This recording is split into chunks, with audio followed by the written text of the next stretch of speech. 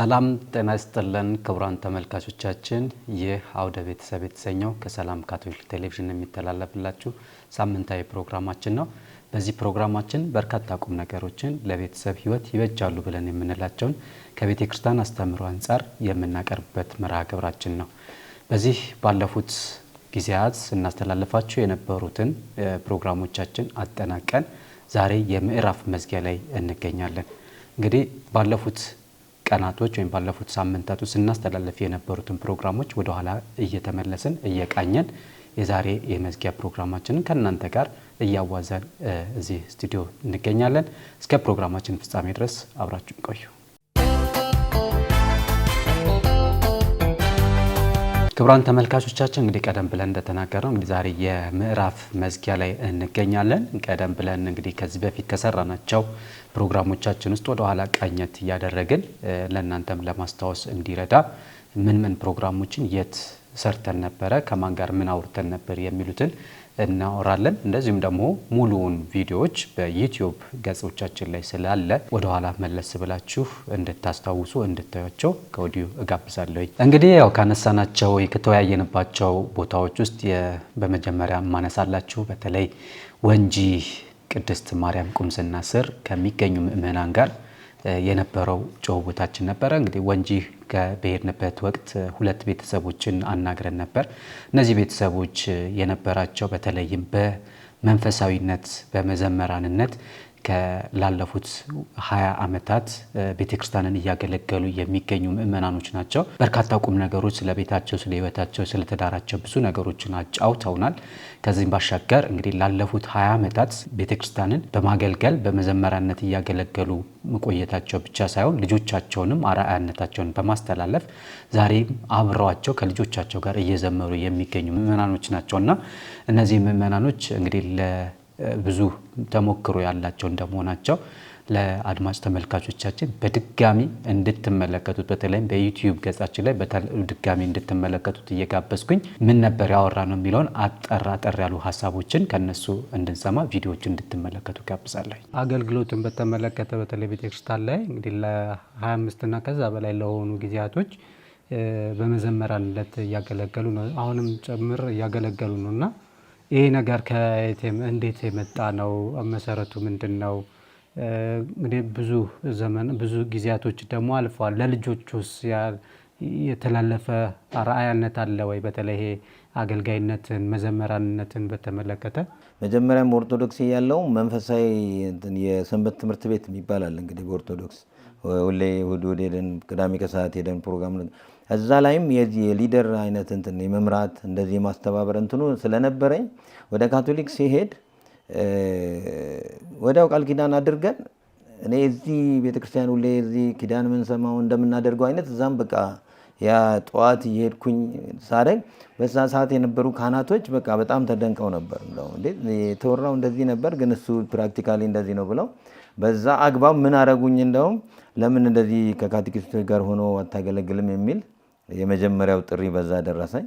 በዛ የካቴኪስትነት ጥሪ ያገለገልኩ ምን እያልኩ እንደዛ እያልኩ ሌላ ስራ ደግሞ ያን ጊዜ መጀመሪያ እዚህ የውሃ ቦኖ አለው እዛ ላይ ስራ እንድሰራ እድሉ ሲሰጠኝ እዛ እየሰራው እዚህ የመጣው ደግሞ አገልግሎቴን እንደዛ የካቴኪስት ያረግ ቀጠልኩና ደግሞ እየጠነከርኩ እየተግባባው ሁሉንም እያወቅኩ በደንብ ስመጣ ወደ መዘምራን አገልግሎት ገባው። ሰዎች ይላሉ እኔ ብዙም ስለራሴ ያላቅም ድምጽ በጣም ለየት ያለና ደስ ይላል ይላሉና ጥርት ያለ ድምጽ አለ ስለሚሉ እኔ መዘምራን ቀጠልኩኝ። በዛ ከዚህ ከካቴኪስቱ አገልግሎት በኋላ ወደ መዘምራን ህይወት ገባው። በመዘምራን ህይወት እንግዲህ እንዳልኩትኝ ነው።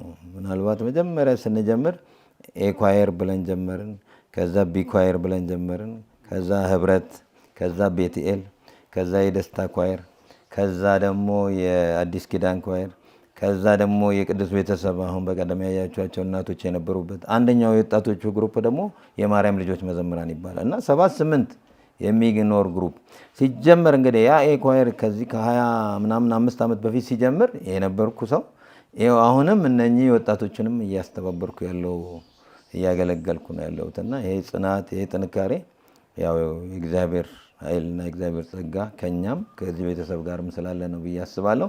አሁን ለኔ ምንም ባረግ ከቤተ ክርስቲያን ጋር ከሆነ እሷ በጣም ፖዚቲቭ ናት እና አዲም የሆነ ፍላጎቷ ነገር ቢኖር እኔ አልጫንም።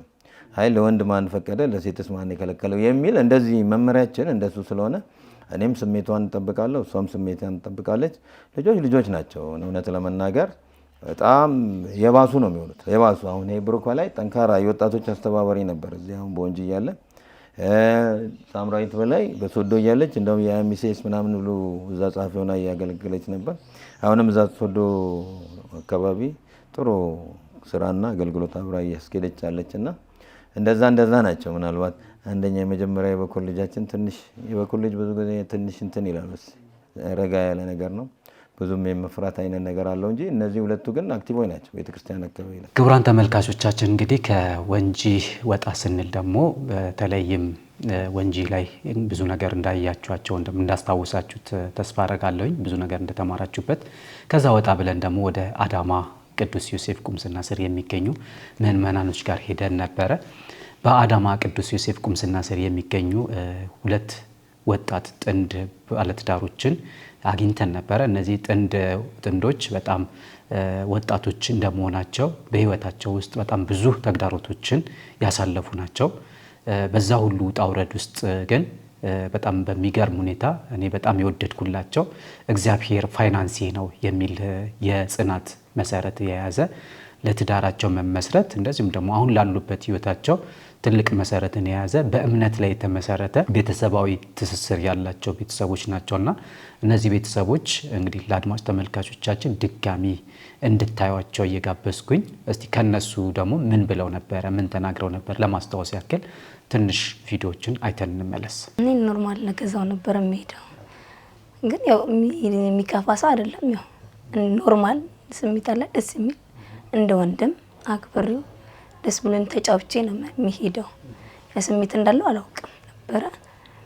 እንደ አጋጣሚ ነው ጥምቀት ላይ ስንገናኝ አልነገረኝም፣ ቤተሰቡንም ሊያስተዋውቀኝ አልመሰለኝም። በቃ እስቲ ጓደኛ ነው ጀስት እንደ ጓደኛ እንሁን በቃ በሚል ያው ቀልብ ለቀልብ ደስ ስለተባባልን እንደዛ ነበረ እንትን አጀማመራችን። በቃ እግዚአብሔር ደግሞ ታሪክ ገልብጦ በዛው በወደቅንበት ተነስተን ሄድን ወደ ቤት። ከዛ በቃ እዛው ሽማግሌ ተላከ። ለቤተሰቦች ስመለስ ይትቀባለሁ ተማሪ ነኝ። በቃ መግቢያም የለ እዛው ነው። እግዚአብሔር ተአምረኛ ነው። ድጋሚ ህይወት ሰጠን። እኛም ተጨፍልቀን መሞት እንችል ነበር። እንደ አዲስ አነሳን እና ወደ ትዳር ውስጥ ገባን። እኔም የስራ ሰው ነኝ። 5 ሳንቲም የለንም ስንጀምር ትዳር። እሱም ይሰራል፣ እንደወጣት አይደለም ሰርቶ እንትን የሚለው ሌላ ሱስ የለበትም። በህይወቱም ደግሞ ጥሩ ነው። በቃ አሪያ የሚሆን ልጅ ማለት ነው። እንደዛ ስለነበረ ለመግባትም አልፈራውኝም ትዳር ውስጥ እና በቃ ወሰንኩኝና በቃ ሽማግሌ ላክ እና እንቀጥል አልኩኝ። እንዴት ታሞ ጥለሽ ትሄጃለሽ ሲሉኝ በቃ እንቀጥል አለን። በዛው ሰዓት ፍቅሩን ገለጸልኝ። በቃ ትዳር መሰረት። አባትነት እንግዲህ ያው በጣም ደስ የሚል ነገር ነው። ያው የሆነ ራስን የምታይበት ነው። ራስን በሌላ አንግል እና እግዚአብሔር የሰጠን ፍሬ ስታይ እግዚአብሔር ደግሞ የሆነ ልጅ ሲሰጥ ኃላፊነት ሰጥቶ አንተ እንድታሳድግ አድርጎ ያንን ባንተ ስራ አድርጎ ያንን ነገር ሲያመጣው በቃ ውስጥ የተለየ ስሜት የተለየ ደስታ አለው። ምክንያቱም እግዚአብሔር እኔን አምኖኝ እንዳሳድግ ኃላፊነት ሰጥቶኝ፣ ምክንያቱም ያው መጽሐፍ ቅዱስ ልጆች እውነተኛ የእግዚአብሔር በረከቶች የእግዚአብሔር ስጦታዎች ናቸው ይላል። ስለዚህ ያንን የሚሰጠው ማን ነው? እግዚአብሔር ስለሆነ እግዚአብሔር ደግሞ ያንን በቃ ለዛ ነገር እጩ አድርጎኝ ለዛ ነገር ኃላፊ አድርጎኝ እንዳሳድግ ደግሞ ልጅን ሲሰጠኝ እጅግ በጣም ደስ ነው ያለኝ እና ትልቅ ደስታ አለው። ልጆችን በራሱ ስታያቸው ሲስቁ ሲጫወቱ ምን ሲሉ አንዳንዴ በውጭ ባለ በስራ ጫና ደክሞ ስገባ የሆነ ፊት ጠቁ ምናምን ልክ በር ላይ ስደርስ መታ ልጅ ስስም ምን ስትል የሆነ ያንን ነገር የምትረሳበት የሆነ ያንን ነገር የምታልፍበት ቤት ውስጥም የሆነ ተኮራርፈ እንኳን አጋጣሚ ከሆነ እንዴ ምን ሆነ ነው አባዬ ለምን ማየ እንዴ ያትላት የሆነ ነገር ትላለች እና ያንን ነገር ስታይ ልጆች በራሱ የሆነ የሚደብቁት የሚይዙት ነገር ስለሌለ የሆነ ለመሳቅ ሳፈልግ ያስቁሃል እና በጣም ደስ ይላል። ልጅ ውስጥ ያለ ነገር እንግዲህ ቀደም ብለን እንዳወራነው እንዳየናቸው እነዚህ ወጣቶች ብዙ መልእክቶችን አስተላልፈዋል። እንግዲህ ሙሉውን ቪዲዮ ደግሞ በዩቲዩብ ገጽ ላይ በደንብ ታገኙታላችሁ። የአዳማ ቅዱስ ዮሴፍ ላይ ስንቆይ እንደዚሁም ሌላ ምእመን ጋር ሌላ ቤተሰብ ጋር ሄደን ነበረ። እነዚህ ቤተሰቦች በተለይም ከወንጂ አካባቢ የተገኙ እንደመሆናቸው በወንጂ ለ11 ዓመታት በካቴኪስትነት ቤተክርስቲያንን ሲያገለግሉ የቆዩ ናቸው። እንደዚሁም ደግሞ በመቂ ሀገረ ስብከት አሁንም ቤተክርስቲያንን እያገለገሉ የሚገኙ ቤተሰብ ናቸው። ከዚህ ባሻገር በቤተሰባቸው ውስጥ ያላቸው ፍቅር፣ ያላቸው መተሳሰብ፣ ያላቸው አንድነት እንደው ቤቴ የማረፊያዬ ነው የሚል ርዕስ ሰጥተው በቤታቸውን ከምንም በላይ ማረፊያቸው መደሰሳቸው የሆነ የትልቁን የትዳርን ቁም ነገር ያየንበት የህይወትን ተሞክሮ የተማርንበት ነውና እንግዲህ እስቲ እነዚህንም ቤተሰቦች ምን ብለው ነበረ ለማስታወስ ያክል ቪዲዮዎቻቸውን ትንሽ አይተን እንመለስ። ትዳር ሲባል ብዙ መልካም ነገሮች አሉት፣ ብዙ ጥሩ ነገሮች አሉት። በዛው ልክ ደግሞ ያው ሁለት የተለያዩ ሰዎች አንድ ላይ የሚኖሩበት ህይወት ነውና በዚህ መሃል የተለያዩ አለመግባባቶች ሊኖሩ ይችላሉ። እንኳን ሰው እግርም ከእግርም ጋር ይጋጫል ይባላል እና እንደነዚህ አይነት መሰል አለመግባባቶች ቢመጡ ቢኖሩ እንዴት ነው የምትፈቱት? ትዳራችሁን ለማጽናት እንግዲህ 15 ዓመት ቀላል ጊዜ አይደለም። ከዚህም በኋላ እንደ ጌታ ፍቃድ በረጅም ጊዜ እንደምትኖሩ ተስፋ እናደርጋለን እና ያንን አለመግባባቶች እንዴት ነበር የምትፈቱት? እንግዲህ ጥሩ ጥያቄ ነው። ያው እንደ አጋጣሚ ሆኖ የኔ የስራ ኤሪያዬ የሰላም ግንባታ፣ የግጭት አፈታት እና ብዙ ስልጠናዎችን ከብዙ የማህበረሰብ ክፍሎች ጋራ አብሮ የመወያየቱ እድል እኔ ጋር አለና እንግዲህ እሱም እንደ መልካም አጋጣሚ ሆኖ ነው ማለትም እችላለሁ።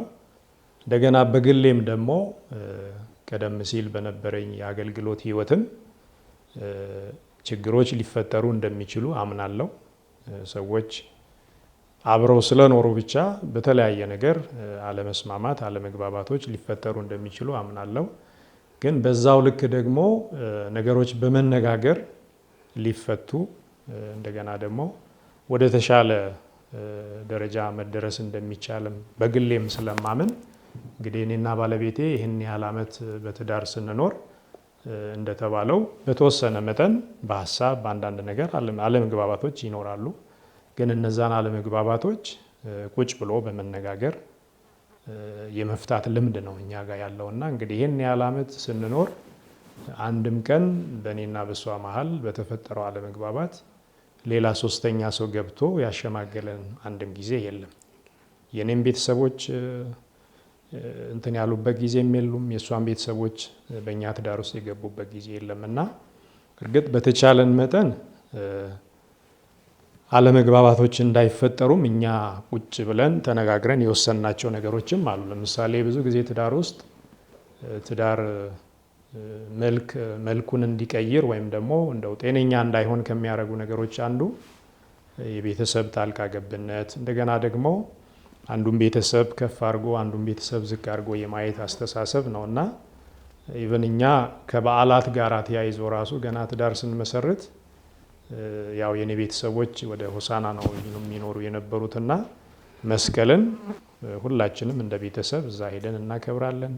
እንደገና ደግሞ ገና የእሷ ቤተሰቦች እዚህ አዳማ ነው የሚኖሩት፣ ሁላችንም ተሰብስበን እዛ ሄደን እናከብራለን። ሌሎቹን በዓላቶች ግን ሁላችንም እዚሁ በቤታችን ቁጭ ብለን እናከብራለን እና ስለዚህ እነዚህን ነገሮች ራሱ ባላንስ ማድረጉ ጤነኛ የሆነ ደስተኛ የሆነ ትዳር እንዲኖረን ከፍተኛ የሆነ አስተዋጽኦ አድርጓልና እውነት ለመናገር ያን ያህል የሚከብድ ባህሪ የላትም የኔ ባለቤት። እንደዚህ በተለይ የኔን መንፈሳዊነት የኔን አገልግሎት ሊሞግት በሚችል አይነት መልኩ እንደዛ አይነት ባህሪ የላትም። እርግጥ እንደተባለው በሆነ ነገር ከልጆች ጋር በተገናኘ ሊሆን ይችላል፣ ከኢኮኖሚ ጋር በተገናኘ ሊሆን ይችላል፣ አንዳንድ ነገሮች ሊፈጠሩ ይችላሉ። ግን ያንን ቁጭ ብሎ በመናገር ከምንም በላይ ደግሞ ቅድም ከልጆች ጋር ባለቤት ያነሳቸውን እንግዲህ የዛሬ 10 ዓመት በፊት የምናደርጋቸው ለልጆቻችን የምናደርገው ነገር እና አሁን የምናደርገው ነገር አንድ ላይሆን ይችላል እና ያው ልጆች እንትናቸው ብዙ ነው፣ ፍላጎታቸው ብዙ ነው። ግን አንዳንድ ጊዜ የልጆችን ፍላጎት ማሟላት ወላጆች ሲከብዳቸው እኔ እንደ አንድ አባት የምጠቀመው ዘዴ ምንድነው? ካጣነው ነገር ይልቅ ያለን ነገር በጣም ብዙ እንደሆነ ለልጆቼ ነግራቸዋለሁ። ይሄ ነገር እግዚአብሔር ሰጥቶናል፣ ይሄን ሰጥቶናል። ስለዚህ ከጎደለን ይልቅ የተሰጠን ነገር በጣም ብዙ ነው በሚል እነሱም በእንደዚህ አይነት አስተሳሰብ አመስጋኞች እንዲሆኑ ይሄ አሁን ላይ ያላገኙትን ነገር ነገ ሊያገኙት እንደሚችሉ እንደዚህ አይነት መንፈሳዊ ምክር ሁሉ ሰጣቸዋለሁ ለልጆቼ ማለት ነው። ክቡራን ተመልካቾቻችን ከአዳማ ቅዱስ ዮሴፍ ቁምስና ምእመናን ጋር ያወራ ነው የተወያየ ነው ሀሳብ እንግዲህ ቀደም ብላችሁ ያያችሁት አጭር ቪዲዮ ቢሆንም እንግዲህ ሙሉ ቪዲዮ ደግሞ እንደተለመደው በዩቲዩብ ገጹ ላይ በደንብ ታገኙታላችሁ። እንደምትማሩበት ተስፋ አደርጋለሁኝ። ከዛ በመቀጠል እስቲ ወደ አዲስ አበባ እንመለስና በአዲስ አበባ መድኃኔዓለም ቁምስና ስር የሚገኙ ምእመናንን አወያይተን ነበረ። እነዚህ ምእመናን በርካታ ቁም ነገሮችን መልእክቶችን ያስተላለፉ ምእመናኖች ናቸው። ሁለቱም ከቅድስት ቤተክርስቲያን ከካቶሊካዊት ቤተክርስቲያን የመጡ ናቸው። በተለይም መሰረታቸው ከሐረር ሀገረ ስብከት የመጡ ናቸው። በአዲስ አበባ መድኃኔዓለም ቁምስና ስር በተለያዩ የማህበራዊ እና እንደዚሁም በመዘመራንነት በምእመናንነት እንደዚሁም ደግሞ በምእመናን ምክር ቤትነት እያገለገሉ የሚገኙ ናቸው። በጣም በሚገርመው ከነሱ ደግሞ እንደ ትምህርት የወሰድኩት መልእክት በየትኛውም የትዳር ውጣ ውረድ ውስጥ አንዳንዴ ችግሮች ሊፈጠሩ ይችላሉ፣ አለመግባባቶች ሊኖሩ ይችላሉ። ሆኖም ግን ላለመግባባቶቻችንና ለችግሮቻችን ሁሉ ሶስተኛ ሰው ወይም ሶስተኛ አካል ጣልቃ ማስገባት በፍጹም አያስፈልግም ብለው የሚያምኑ እንደዚሁም ደግሞ ሶስተኛው አካል ክርስቶስ ነው። ስለዚህ በተለይም እህታችን ከተናገረችው ውስጥ እኔ ባሌን ለክርስቶስ ነው የማማው ከክርስቶስ ውጪ ለማንም አላማውም የሚል ጽናት የተሞላበት ተምሳሌቷን የተገለጸበት ነውና እስቲ ይሄንንም ቪዲዮ ትንሽ ለመቃኘት እንሞክር፣ አይተን እንመለሳለን። በህይወቴ ትልቅ ነገር ካቶሊክ ቤተክርስቲያን ውስጥ ካረኩት ብዙ ነገር ከተማርኩበት ነገር የመድኃኔዓለም ምክር ቤት አገልግያለሁ እና በጣም ከተላላቆቼ ከእናቶቼ ከአባቶቼ ጋር ነበረ ያገለገልኩት። በጣም ብዙ ትምህርት ያገኘሁበት በጣም በህይወቴ ትልቅ እንዲህ ነው ወይ ሰው የሚያገለግለው የካቶሊክ ቤተክርስቲያን ይህን ያህል ጠንካራ እንደዚህ አይነት ምእመንም አለ ወይ ብዬ ያልኩበት ጊዜ ነበረ። ለኔ በጣም ትልቅ አስተምሮት ብዙ ነገር አውቄ የወጣሁበት መድኃኔዓለም ምክር ቤት ስሰራ ነው። ከዛ በኋላ ያው እዛው እያገለገልኩኝ የተዳር እግዚአብሔር ሁሌ ለምን ነበረ ጸሎቴ ውስጥ ሁሌ ከቤቴ ቢሆን ፈርሃ እግዚአብሔር ያላት ልጅ የተዳር አጋሪ ብታደርግልኝ ብዬ ሁሌ ጸሎቴ ውስጥ አለና እግዚአብሔርም አላሳፈረኝም። የምትረዳኝና የምትረዳኝ ሚስት አድርጎ ስለሆነች በዚሁ አጋጣሚ አመሰግናታለሁ። እግዚአብሔርንም ሁሌ አመሰግናለሁ። ትምህርት ተማራችሁ፣ ወደ ጋብቻው ውሳኔ ወሰናችሁ፣ ቀን ተቆረጠ። የጋብቻው ቀን ላይ የነበረውን ቃል ኪዳን ስታደርጉ እነማን ነበሩ? የማይረሳ የምትዩ ትዝታ ካለሽ? የማይረሳኝ የምለው ነገር ቀድሜው ነው የደረስኩት። ኦኬ አረፈደስና ሴቶች ነበር የሚያረፍዱት። እና ቀድሜ ነበር የደረስኩት። ለምን ስንዘምር በጣም ነበር የሚያበሳጨኝ። ማለት እዛ ጋራ ማንንም አይደለም የምንቀጥረው፣ ክርስቶስ ነው የሚጠብቀን። ምክንያቱም የዛን ጊዜ የሚደረገው እንትን መስዋዕተ ቅዳሴ ለኔና ለሱ ብቻ ነው፣ ለሙስሮች ብቻ ነው። ያ ማለት ክርስቶስ ቆሞ እየጠበቀኝ ነው ማለት ነው። ሶስተኛው ጉልቻ ሊሆን ሶስት ጉልቻ ይባላል አይደል? እኔ ያለው እሱ አለው። ሶስተኛው ጉልቻ እኔ ኢየሱስ ነው ብዬ ነው ማምነው፣ ክርስቶስ ነው ብዬ ነው ማምነውና እሱ እየጠበቀ ያንን ህብረት ሊፈጽም ያንን ፕሮሚስ አብሮን ቆሞ ሊያደርግ እየጠበቀ እኔ በቁጥር አላቆም ባይ ዘ ዌይ ለስንት ሰው እንደዘመርኩ አሁን አድጌ እንኳን ዘምረሽልኛል የሚለኝ ሰው በጣም ብዙ ነውና በጣም ብዙ ዘምረናልና በጣም ነበር የሚያበሳጨኝ። እንዴት ሰው ይሄንን ያህል ሰዓት 2 ሰዓት የጠበቅነው ሙሽራ አለ። ይሄንን እያየው ነው እንትን ያልኩትና አደራ ሁሌ እለዋለሁ። እና ሌላ ደግሞ ምንድነው ሰው ፕሮሚስ ሲያደርግ ሁሌ አብሬው እለዋለሁ ማለት they are lucky ይሄንን ፕሮሚስ እግዚአብሔር ፈቅዶ ስለሰጣቸው ነበርና ያን ጊዜ ያልኳቸው ነገሮች ነበር ማይንድ ውስጥ የመጡት ዊሽ ያረኩት ለኔ ማርግልኝ ብዬ እግዚአብሔርን የጠየቅኩት ነገር ሁሉ ነው የመጣብኝና በጣም ደግሞ ደስ የሚለኝ ካህናቶቼ በተለይ በካፑችን ካህናትም ብዙ አልደራደርም ሳያቸው በጣም ደስ ይለኛል። ሙሉ ነበረ መንበረ ታቦቱ ነው ኦልሞስት ሙልት አድርገውት ነበርና ምክንያቱም ለእድገቴ እንትን አላቸው በጣም ትልቅ ሚና አላቸው።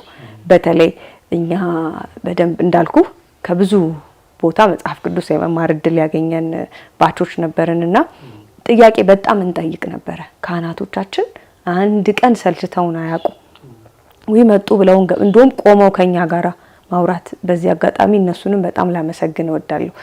አንደኛ አባ ዳዊት ወርቁ፣ አባ በጋሻው፣ አባ ዳንኤል እና እነሱ ሁሉና ያ ለኔ የካፑችን ልብሱ ራሱ ሚኒንግ አለው ለኔና አክብረውኝ መተው ደግሞ ያ ሁሉ ቄስ ስብስብ ብሎ ሳየው የተለየ ስሜት ነበር። በጣም ከባድ ስሜት ነበር። ክቡራን ተመልካቾቻችን እንግዲህ ይህንንም ቪዲዮ እንዳያችሁት በርካታ ቁም ነገሮችን እንደተማራችሁበት ተስፋ አድርጋለሁ። እንግዲህ በበለጠ በስፋት በዩቲዩብ ገጽ ላይ በድጋሚ እንድታዩት እጋብዛለሁ። ከዚህ ባሻገር እንግዲህ አሁን እንደሚታወቀው በክረምት ወቅት ላይ የትምህርት መዘጋት ሁኔታ ላይ ነው ያለው። ትምህርት ሲዘጋ ደግሞ ልጆች ወደ የቤታቸው ወደ ቤተሰቦቻቸው ይመለሳሉ። ከዛም ባሻገር በቤተ ክርስቲያን ደግሞ መንፈሳዊ ትምህርቶችን መማር አለባቸውና እንግዲህ እንደ ቤተ ክርስቲያን አስተምሮ ልጆች የእግዚአብሔር ስጦታ ናቸው። እንደዚሁም ደግሞ ትምህርት ሁለንተናዊ የሰዎች ስብዕና መገንቢያ ነው በሚል ርዕስ ከሁለት የተለያዩ በሃይማኖት አባትና እንደዚሁም ደግሞ ከአንድ መምህር ጋር የተወያየንባቸው ውይይቶች ነበሩ። እነዚህን ውይይቶች እንግዲህ እያንዳንዳቸው ራሳቸውን የቻለ ጠለቅ ያለ መልእክት ያስተላለፉበት ትምህርት ነበረ።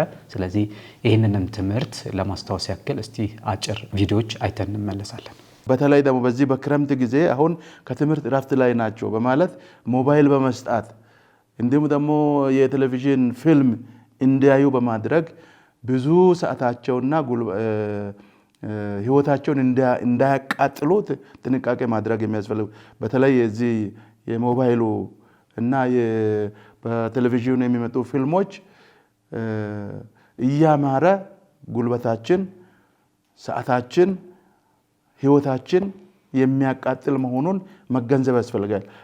የትኛው የምንበላው ምግብ ራሱ ከተገቢ ውጪ ከሆነ ጉዳት እንደሚያመጣ በመገንዘብ በተለይ ልጆች በልጅነታቸው ሞባይል ላይ ተጠምደው የሚቀመጡ ከሆነ የአይን ችግር እንደሚያመጣ ሐኪሞች ይናገራሉ። እንዲሁም ደግሞ የአእምሮ መዛባት እንደሚያመጣ ሐኪሞች ይናገራሉ።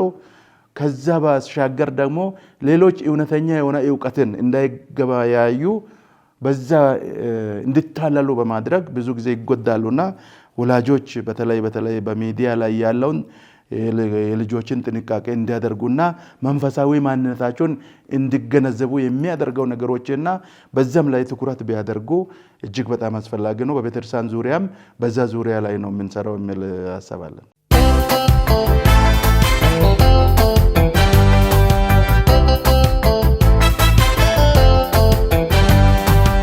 በጣም ጥሩ ሀሳቦችን አንስተዋል። በተለይም ደግሞ ከድሮ አንጻር ከነበሩበት በተለይ ክፍለ ሀገር ላይ ያለው የአስተዳደግና የስርዓተ ትምህርት የነበረውና አሁን ደግሞ ዘመናዊ ዓለም ላይ ሆኖ ብዙ እድሎች ኖረው ግን እድሎችን በአግባቡ ያለመጠቀሙ ነገሮች ምን ያህል ተጽዕኖ እንደሚፈጠር የታወቀ ነገር ነው። እንደው በተለይ ቤተሰቦች አሁን በተለይ ልጆች በዚህ የመንፈሳዊ ሕይወት ላይ ልጆች መሆናቸው ከተለያዩ አሉታዊ ተጽዕኖች ይጠብቃቸዋል፣ ይታደጋቸዋልና ቅድምም እንግዲህ በተለይ ከቴክኖሎጂ ጋር አያይዘው ከስልክ ጋር ከቴሌቪዥን ጋር አያይዘው ያነሷቸውን ሀሳቦች አሉ። በሌሎችም ጉዳዮች ላይ በተለይም አብዛኛውን ጊዜያቸውን ወደ መንፈሳዊነት እንዲያደሉ ወደ ቤተክርስቲያን እንዲውሉ የወላጆች አስተዋጽኦ ከምንም በላይ አስፈላጊ ነው።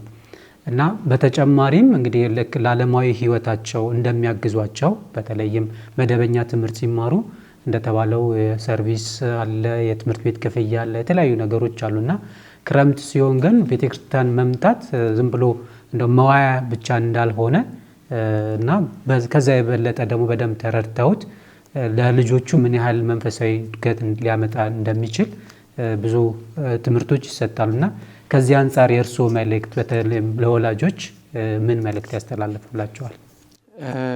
ወላጆች ለልጆቻቸው መልካም ነገር ማሰባቸው አይቀርም።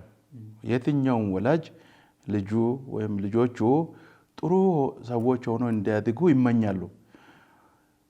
ምኞት ደግሞ በምኞትነቱ ብቻ አይበቃም። ጥሩ ነገር እንዲያገኝ እንዲሆን መስዋዕትነትን ይጠይቃል።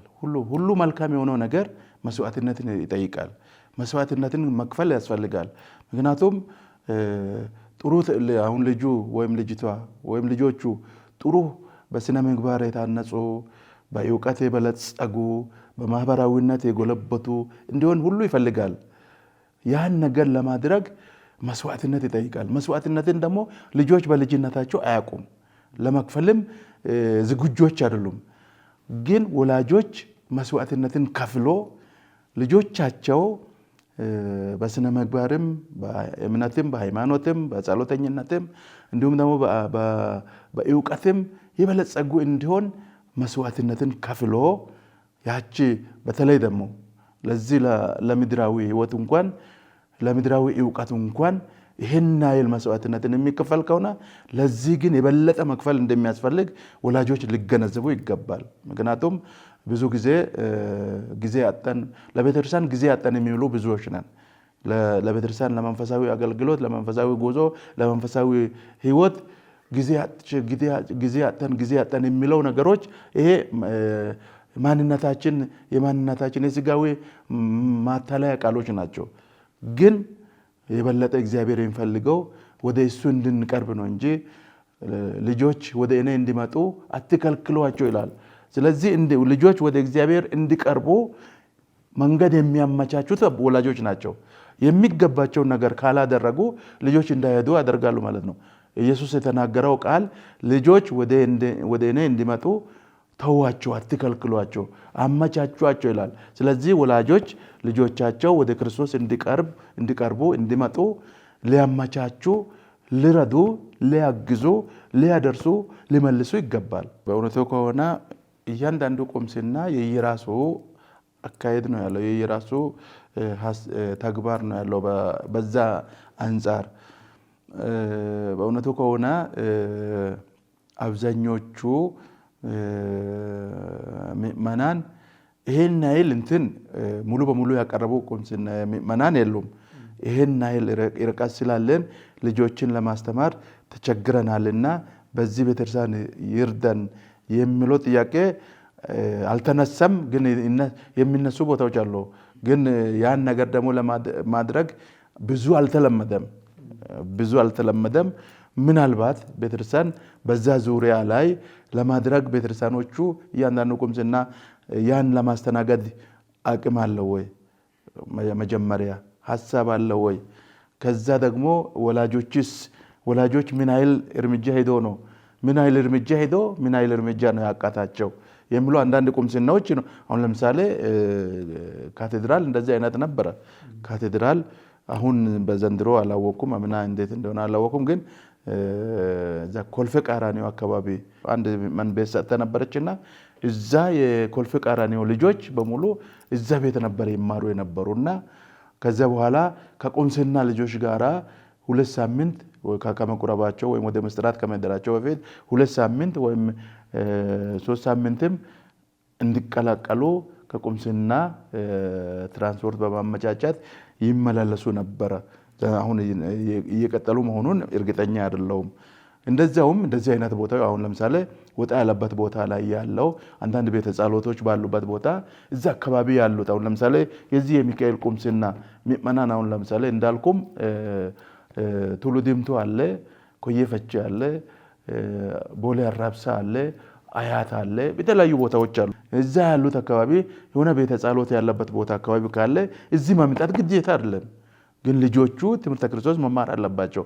አቅራቢያ ባለው ቤተ ጸሎትም ይሁን አቅራቢያ ባለው ቁምስናም ይሁን ልጆቹ ግን ትምህርተ ክርስቶስ እንዲማሩ ማድረግ እጅግ በጣም አስፈላጊ ነው። እኔ በጣም ደስ ከሚለኝ በእርሶ ህይወት ከማያቸው ወይም በደንብም ሳላቆት ደግሞ የማውቃቸው አንዳንድ ቤተክርስቲያን ላይ ሳይወት ውስጤ ሀሴት የምታረግበት ውስጤ በጣም ደስ የሚልበት ነገር አይ ነበረ። በተለይ መድኃኔዓለም ቁምስና በነበራችሁ ጊዜ ማለት ነውና ያ ምንድነው በተለይ ቅዱስ ቁርባን ለመቁረብ በምትሄዱበት ሰዓት የቤተሰብ አሰላለፍ ስርዓት አላችሁና ልጆቹን ከፊት ከዛ ባለቤቱ ከዛ እርሱ ከኋላ ሆነው ነው ሲሄዱም ሲመለሱም ያን ነገር ያሉና በጣም ይገርመኝ ነበር። እንደ ምን አይነት ቤተሰብ ምን አይነት እግዚአብሔር የባረከው ቤተሰብን እያልኩ በጣም ውስጤ ያ ነገር ይመጣ ነበርና ይሄ ሂደት በዚህ ልክ እንደዚህ ስርዓቱን ይዞ ወይም ኮንስትራክቲቭ በሆነ መንገድ እንደዛ እንዲሆን ያደረገው ምንድነው? ልምዳችሁ ከምን የመጣ ነው? ይሄን ልምድ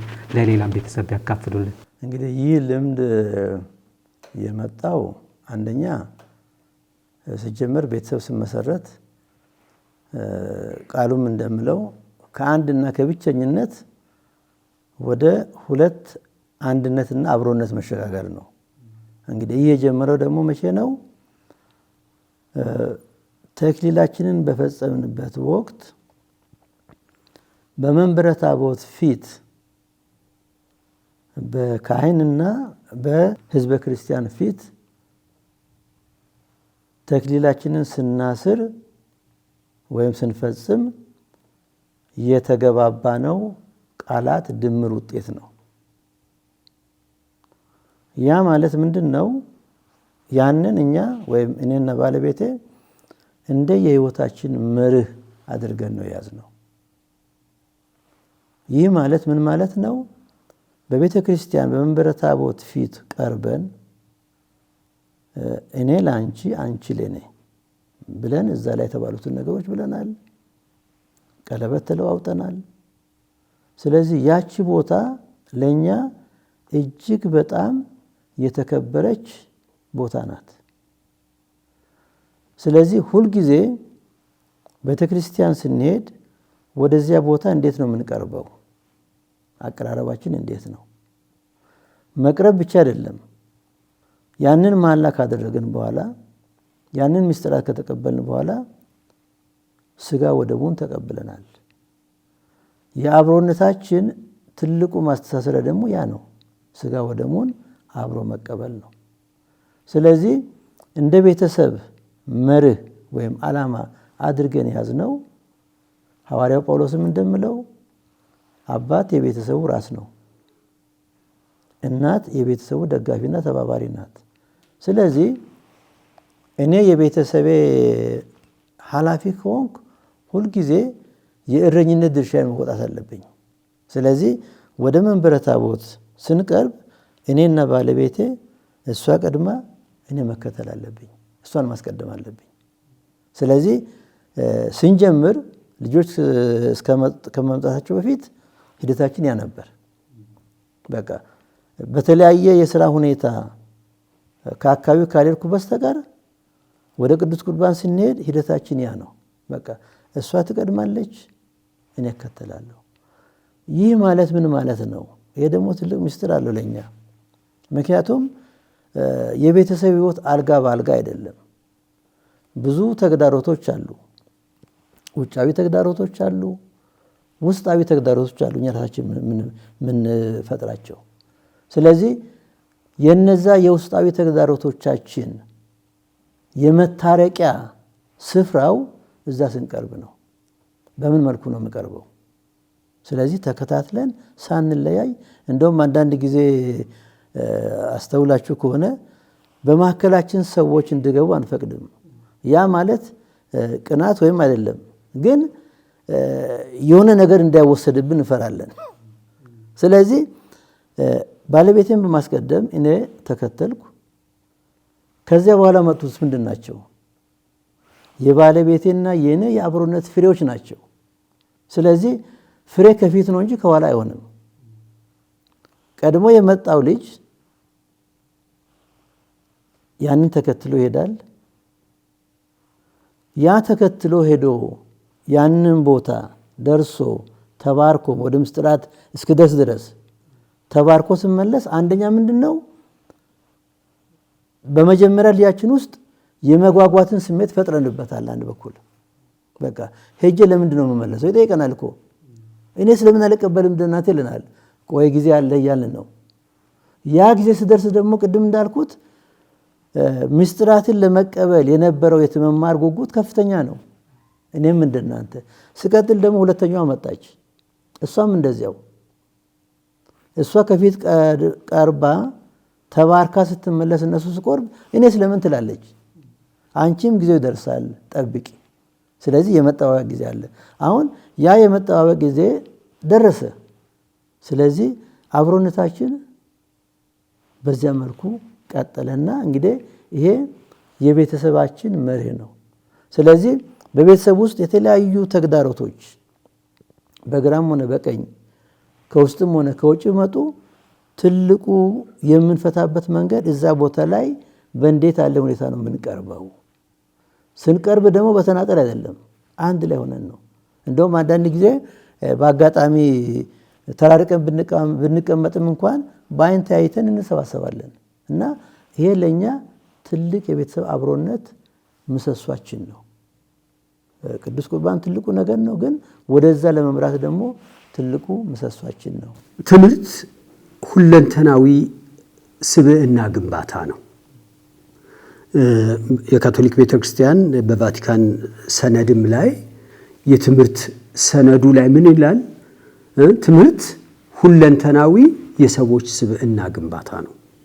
ሁለንተናዊ ሰዎች ግንባታ ስንል ቅድም እንዳልኩህ በትምህርት ቤት ያለውን ብቻ ይዞ ሌላኛውን ፓርት መተው ማለት አይደለም። ስለዚህ ልጆች ክረምት ላይ በተቻለ አቅም ራሳቸውን የስክሪን ሰዓት ማሳነስ አለባቸው፣ መቆጣጠር አለባቸው፣ የፕሮግራም ሰው መሆን አለባቸው።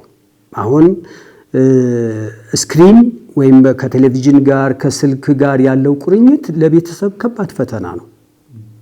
በጣም ግን ከልጆች ጋር መተማመን ይሻል።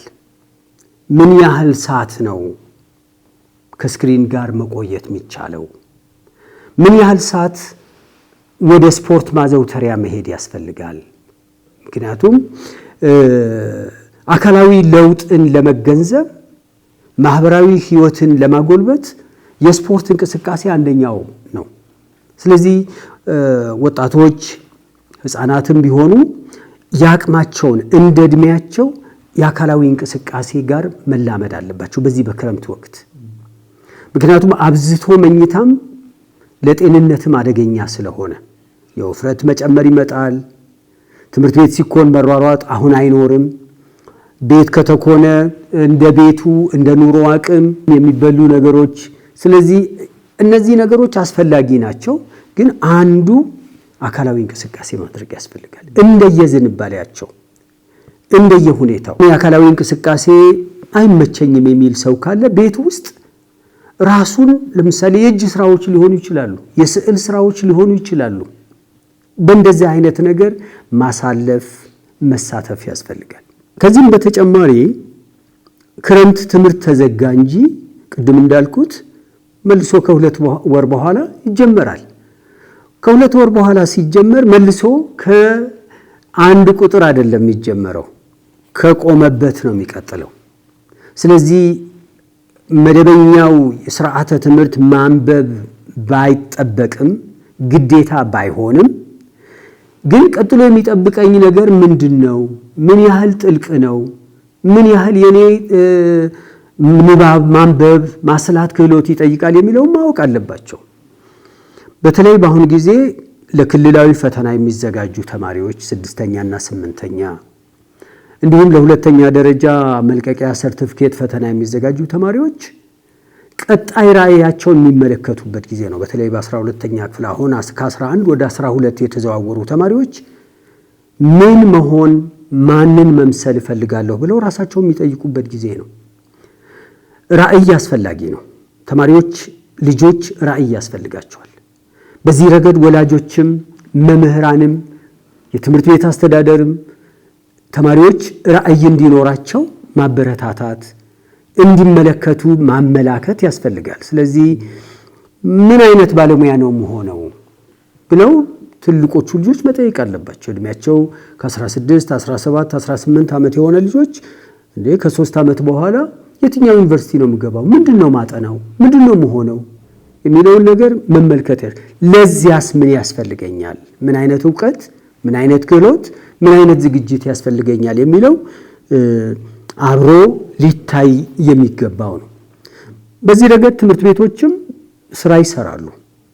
በግልም በመንግስትም በእኛም የካቶሊክ ትምህርት ተቋማት የክረምቱ ጊዜ አልባሌ እንዳይባክን እነሱም ድርሻቸውን ይወጣሉ፣ ያዘጋጃሉ። ስለዚህ በእነዚህ መርሃ ግብሮች መሳተፍም አዋቂነት ነው ብዬ አስባለሁ። እንግዲህ አሁን ስናወራ የትኛውን ተማሪ ነው የት የሚኖረው ተማሪ ነው ብለንም ማሰብ ያስፈልጋል። ምክንያቱም የዚህ የካቶሊክ ቲቪ ተመልካች የከተማው ሰው ብቻ አይደለም። በገጠርም ቴሌቪዥን ስላለ በገጠር ያሉ ተማሪዎችስ? አብዛኛው የገጠር ተማሪዎች ክረምት ማለት ከዝናብ ጋር ከእርሻ ጋር አንዳንድ ጊዜም ደግሞ ለበጋው የትምህርት ጊዜ ደብተር መግዣ ወደ ከተማ መፍለስ የተወሰነ ስራ መስራት ይጠይቃል። ስለዚህ በገጠርም የሚሆኑ በከተማ ይኑሩ በቂ የራሳቸው ጊዜ ያስፈልጋል። ወላጆችም ተማሪዎችም ልጆችም መረዳት ያለባቸው አንዳንዴ ጤናማ የሆነ ጊዜ ስልችት ያለ የደበረው ድብርት ማለት ሳይሆን ከስክሪንም ሳልሆን ከሌላም ሰው ሳልሆን እኔ ራሴን ማይበት ራሳቸውን የሚመለከቱበት የሚመረምሩበት ጊዜ ያስፈልጋቸዋል። ስለዚህ ያንንም መልመድ ያስፈልጋል። ያ ማለት አንዳንዴ እንደ ቤተክርስቲያን ቋንቋ ስንተረጉመው ጽሞና ጊዜ ማለት ሊሆን ይችላል። ራስን ማድመጥ፣ ጓደኞቻቸውን መመልከት። ምክንያቱም አሁን ወጣቶች በብዙ የሚቸገሩት አቻ ግፊት ነው። ስለዚህ እያንዳንዱ ጓደኛቸውን በመመልከት ከማን ምን እያገኘሁ ነው? ማን ወዴት እየመራኝ ነው? ማንን ነው በደንብ መቅረብ ያለብኝ? የማንን ሐሳብ ነው ማስጣልና ወደ እኔ መመለስ ያለብኝ? መሸሽ አይደለም መመለስ። ከነሱ አመለካከት ከበጎ አመለካከት የወጣውን ጓደኞቻቸውን በመተው አይደለም በመመለስ ነው። ምክንያቱም ይሄ እንደ ቤተ ክርስቲያን ክርስቲያናዊም ነው። ስለዚህ አቻ ግፊትን የሚቋቋሙበትን የራሳቸው ክህሎት ማዳበር ይኖርባቸዋል። ተማሪዎች በዚህ መልክ ጊዜያቸውን ሊያሳልፉ ይገባል ብዬ አስባለሁ። ክቡራን ተመልካቾቻችን እንግዲህ ቀደም ብለን ካየነው አጭር ቪዲዮ በርካታ ቁም ነገሮችን የያዘ መልእክት ነውና ለማስታወስ ያክል ነው። ሙሉ ቪዲዮውን በዩቲዩብ ገጽ ላይ በሰፊው ታገኙታላችሁ። ብዙ ትምህርቶችን ብዙ መልእክቶችን እንደምታገኙበት ተስፋ አደርጋለሁ። ክቡራን ተመልካቾቻችን እንግዲህ የኛ ፕሮግራም በተለይም አውደ ቤተሰብ የተሰኘው ሳምንታዊ ፕሮግራማችን በሰላም ካቶሊክ ቴሌቪዥን የሚተላለፍ ፕሮግራማችን ነው። እንግዲህ ላለፉት 3 ዓመታት ብዙ ፕሮግራሞችን ብዙ መልእክቶችን ቤተሰብ ትንሿ ቤተክርስቲያን ነች በሚል ርዕስ ለቤተሰብ ሕይወት የሚበጁ ተሞክሮዎችን ከቤተክርስቲያን አስተምህሮ አንጻር ከአባቶች ጋር እንደዚሁም ደግሞ የተለያዩ ቤተሰቦች ተሞክሮቻቸውን የተለያዩ ባለሙያዎች ሙያዊ የሆነ መልእክቶቻቸውን ስናስተላልፍበት የነበረ ፕሮግራም ነው።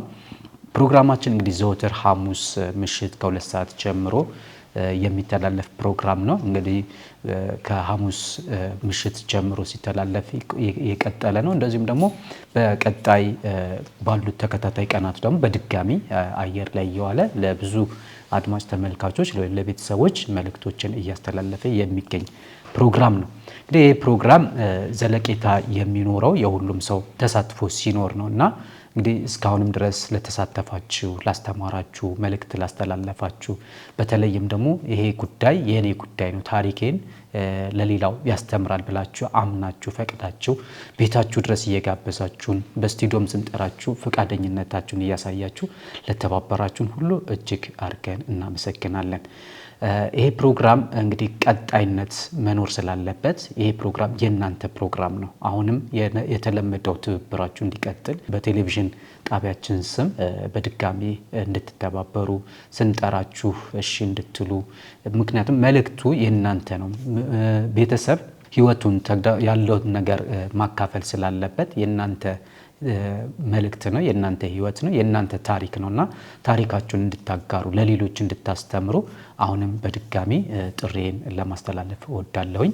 ሌሎችም መምህራኖች፣ አባቶች በተጠየቀበት በተጠራበት ሁሉ የተለመደውን ትብብራችሁን እንድትቀጥሉ ከወዲሁ ለማስታወቅ እወዳለሁኝ።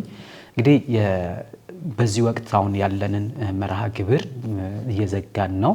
በቀጣይ በአዲስ ምዕራፍ በተለይ ከመስከረም አዲስ ዓመት ጀምሮ በአዲስ ምዕራፍ እንመጣለን። በዚህ በአዲስ ምዕራፍ በምንመጣበት ጊዜ የብዙዎቻችሁን ታሪክ እንደዚሁ እናጋራለን፣ እናስተላልፋለን። ፈቃደኝነታችሁን እንፈልጋለን። ታሪካችሁን እንድታስቀምጡ ይሄ የትልቁ የቤተ ክርስቲያን ታሪክ ነው፣ የእናንተ ታሪክ ነው። ስለዚህ ታሪካችሁን እንድታካፍሉ አሁንም በድጋሚ ለመጋበዝ እወዳለሁኝ። ይሄ ፕሮግራም የሚተላለፈው እንግዲህ እንደ እኔ ከፊት ለፊት ብታይም ከኔ ጀርባ ሆኖ ደግሞ ከካሜራ ጀርባ ሆኖ ይሄ ፕሮግራም በአግባቡ እንዲሄድ በካሜራ በመቅረጽ እንደዚሁም አርትዖት በመስራት በማዘጋጀት በመተባበር ከቦታ ቦታ በምንንቀሳቀስበት ሰዓት ደግሞ በሹፌርነት የሚያገለግሉን በርካታ ባለሙያዎች አሉና እነዚህ ሁሉ በእናንተ ስም ላመሰግን እወዳለሁኝ። ምክንያቱም እኔ ብቻ አይደለሁም ይህን ስራ የምሰራው፣ በርካታ የስቱዲዮ ባለሙያዎች የሚሳተፉበት ስራ ነውና የሁሉ ሰው የብዙ ሰው ድካም ያለበት ነውና ያለነሱ ያለናንተ ትብብር ያለ ባለሙያዎች ትብብር ይህ ፕሮግራም ሆኖ አይቀጥልምና ስለዚህ ለሁሉም እግዚአብሔር ይስጥልን ልናመሰግን እንወዳለን። በቀጣይ በተሻለ ፕሮግራም ለእናንተ በሚያስደስት በሚያዝናና በሚያስተምር መልኩ የተለያዩ ፕሮግራሞችን ይዘን እንቀርባለን። በቀጣይ እስከምንገናኝ ድረስ እንግዲህ መልካም ጊዜ እንዲሆንላችሁ እመኛለሁ። ሰላም።